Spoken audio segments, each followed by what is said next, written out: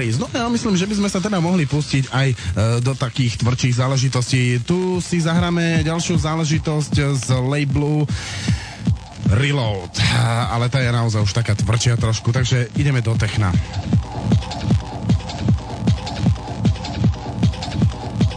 To má veľmi zaujímavé názvy, ten maxáčik, tam je Metron, Hardron, alebo také niečo, to je strašné dačo. To sa ani neoplatí spomínať. Takže tu je Atom X Electronic EP a samozrejme label s názvom Reload.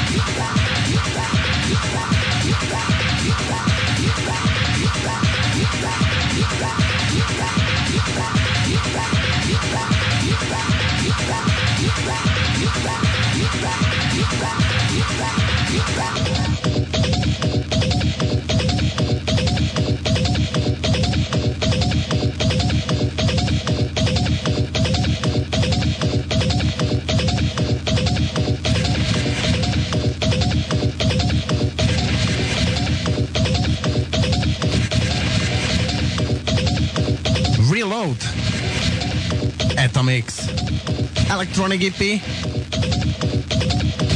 a nejaký ten metronóm alebo také niečo zo štúdia Tresk. Iba pre vás na 38, 976 a 1003 NRBBA.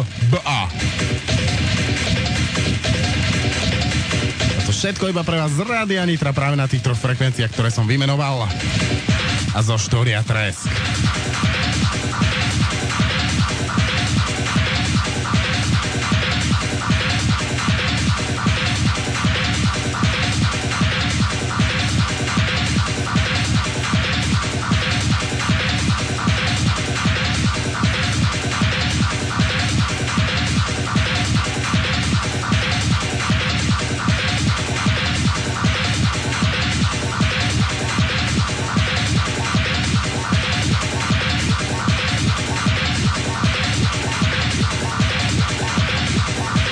Jednoznačne super záležitosť. Takéto niečo sa hrá teraz momentálne v Nemecku, hlavne tak tá oblasť Berlin, Frankfurt a teda. No a v Holandsku, čo sa teraz momentálne hráva, asi niečo takéto, určite to poznáte. Niečo z labelu Boom Records.